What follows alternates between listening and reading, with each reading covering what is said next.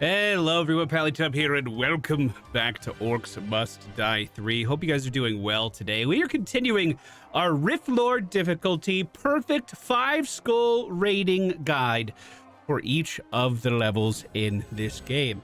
We're on the Old Friends campaign on level 12. This is the Mage Tower. It is a war scenario level, and it's really boring, actually. I've enjoyed all of the levels up until this one, but I don't really know what happened. I just kind of looked at the level and immediately knew what I wanted to do, and then it worked, and I couldn't really fit a ton of traps in. Everything just kind of went exactly as planned. I don't know. I guess we'll talk about it when we get in there. Remember, if you are enjoying this series, even this video, please be sure to hit the thumbs up button. Helps us out a lot here on YouTube and takes you guys just a quick second. Also, quick reminder, November 6th is our Extra Life charity live stream over on Twitch. We're going to be streaming for 24 hours, raising money for the Arnold Palmer Hospital to help sick kids. Trying to raise $37,000 this year, and I would love to see you guys there.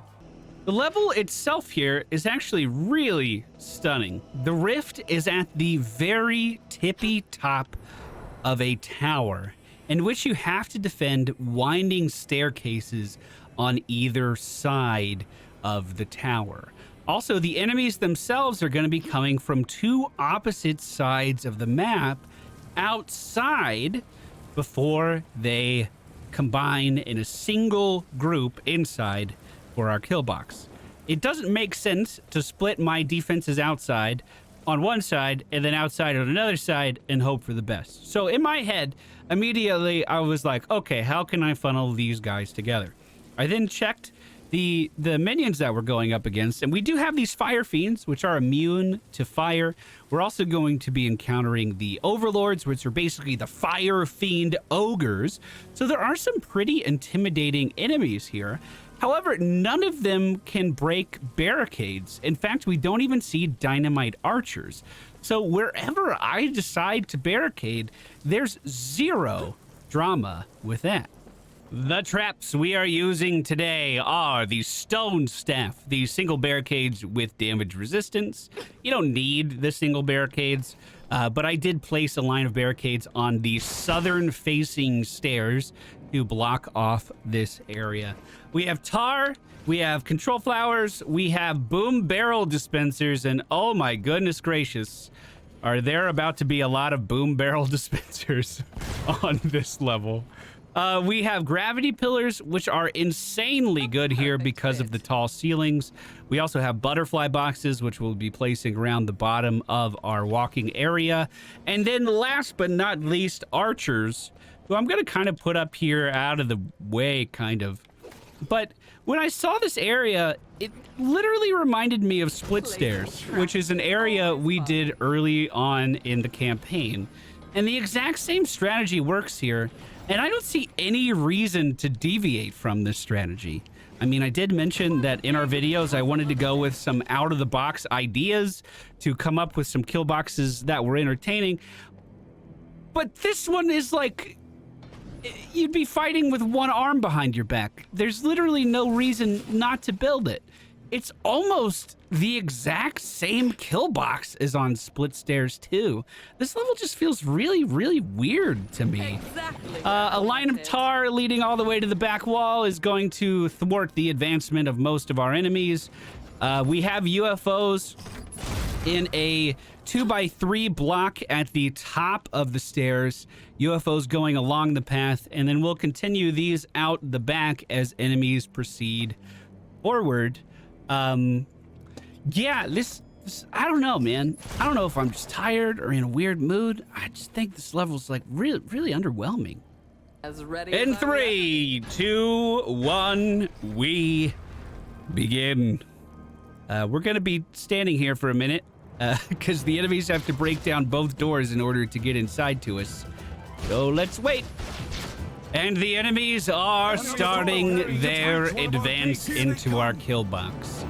As the fire fiends enter the area, they are going to be picked up by our gravity pillars and dropped back down on the ground. Pretty big army of things Our I've flowers are not going to seen be before crowd heading controlling towards them us. every step of the way that they try to advance forward, in which case they're going to be picked up by another gravity pillar and then dropped back to the ground. Every so often, we are going to have a barrel dispense. This barrel flies out of the dispenser, and because these are up so high, should immediately explode, securing a kill there.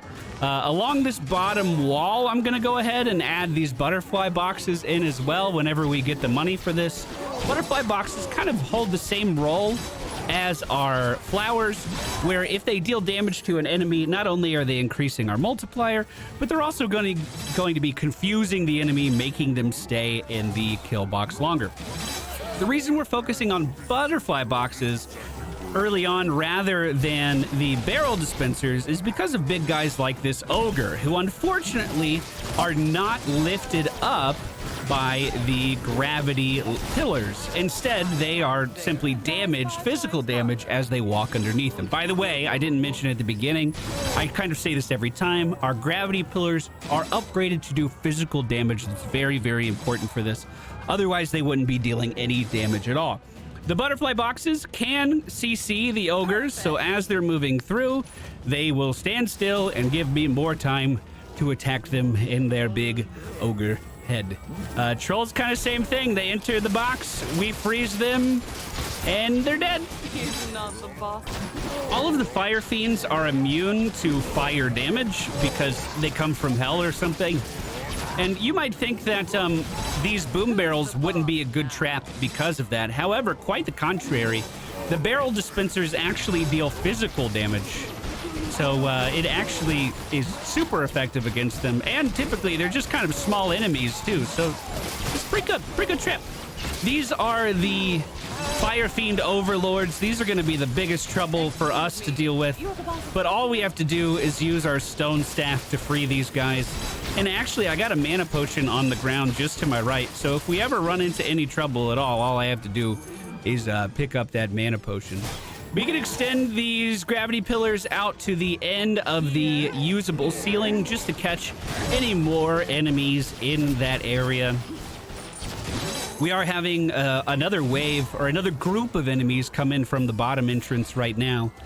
But the waves are actually staggered enough that all of our traps kind of recharge before any danger really sets in. I don't mean to be a negative Nancy. I usually have a pretty positive outlook on things. It just feels like I've already played this level, you know what I mean? It just feels like I'm on split stairs again. At the end of round one, we get a large sum of money to spend however we deem necessary. And now that a lot of my preliminary defenses are up, all of the UFOs, all of my butterfly boxes are in place. There's this weird half tile on each of the walls that's kind of strange to work around. Literally all I'm going to be doing is filling up each wall here with barrel dispensers to get even more damage inside of the kill box. We do still have some trolls and some larger enemies that are still challenging our kill area. That will become less of a problem when we stack up more of these things on the wall.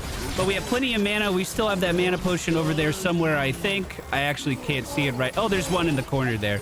So if we do need to free stuff, we have plenty of resources available to us to do that. But we also have 2 extra trap slots because I didn't bring a full setup with us. So if you were worried about anything leaking by or not having enough mana for this, you could easily work in the mana vial into this setup. Literally no problem at all. You wouldn't be sacrificing anything. Also, the fear vial, you have a 1 block wide area there, so fear vial would be super duper effective at turning literally every enemy around and making them go through our trap gauntlet again. I mean, that is pretty funny to see happen. That's a lot of fire fiends being picked up and dropped on their heads. That's kind of funny to see. I'll give them a break a little bit. The boss now. Now that this wall is full, I can stick in a couple more just above these torches on this pillar here. I can also fit 1 in on the ground. And I don't really think we need to add any more to this. Can't put in one here, it wouldn't roll. Although it might dispense another barrel to set off more of a chain reaction. At the beginning of round 3, there's been absolutely no drama whatsoever. I haven't felt like, oh man, we're about to lose at any second, or oh man, I better do this in time or we're screwed. Everything's holding. It's going well.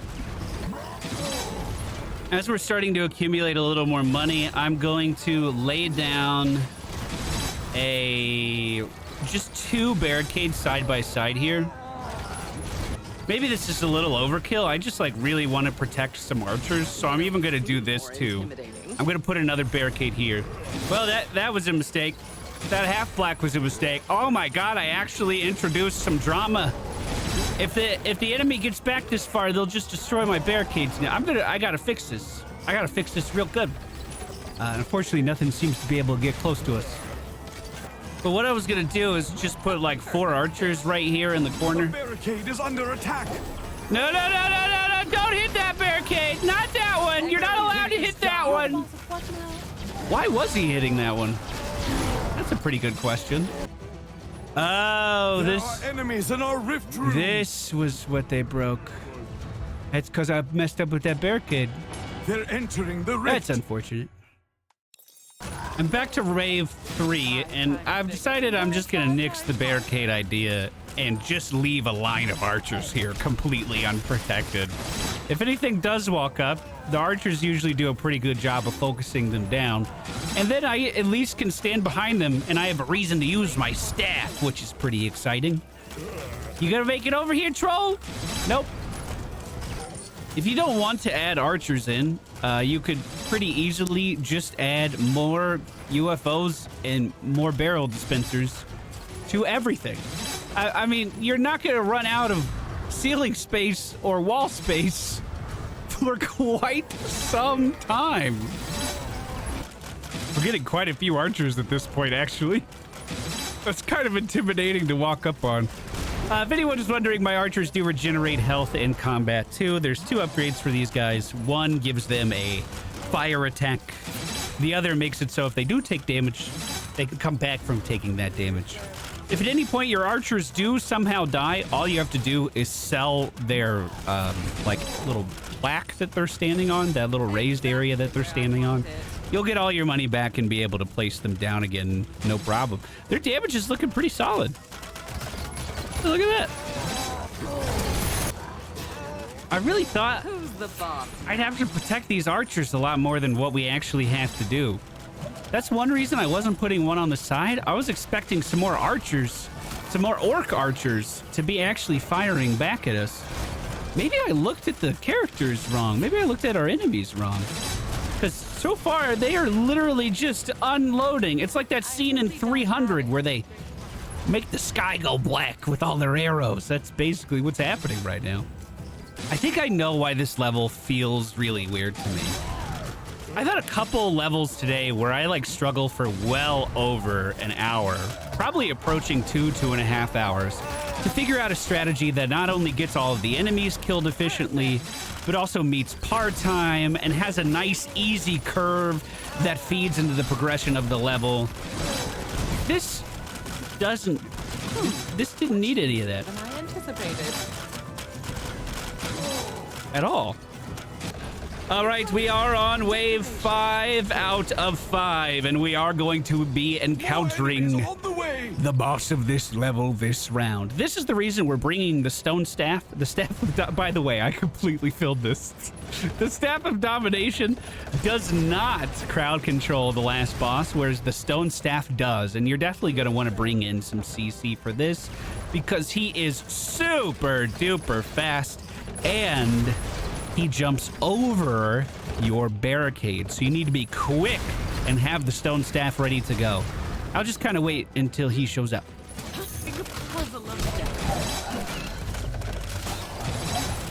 Here we go. He does come out of the north side of the map, so that's why we built up on the north side.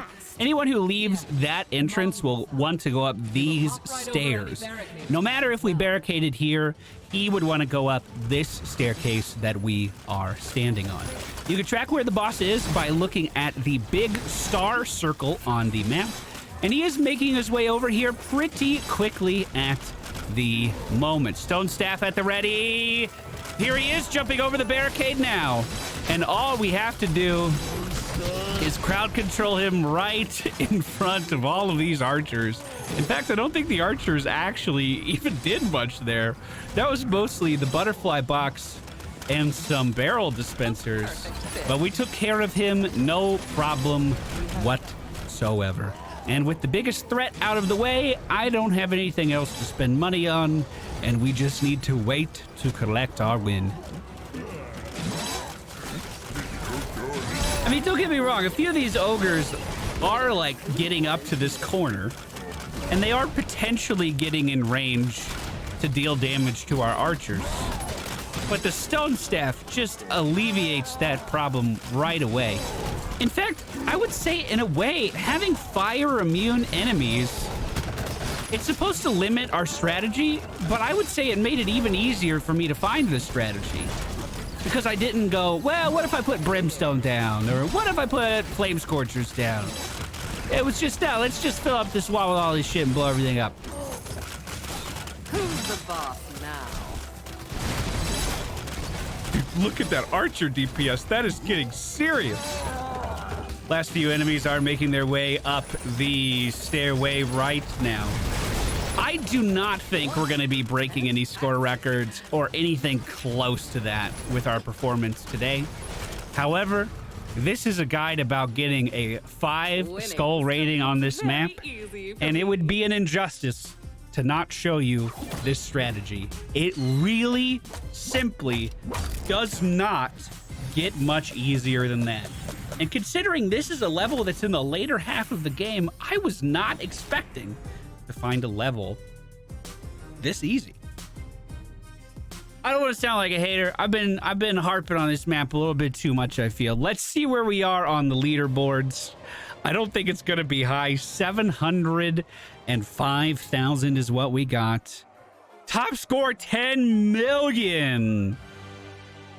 We are currently 5,406 on this level. On the last map we did, we were what, 21? That's a pretty big difference.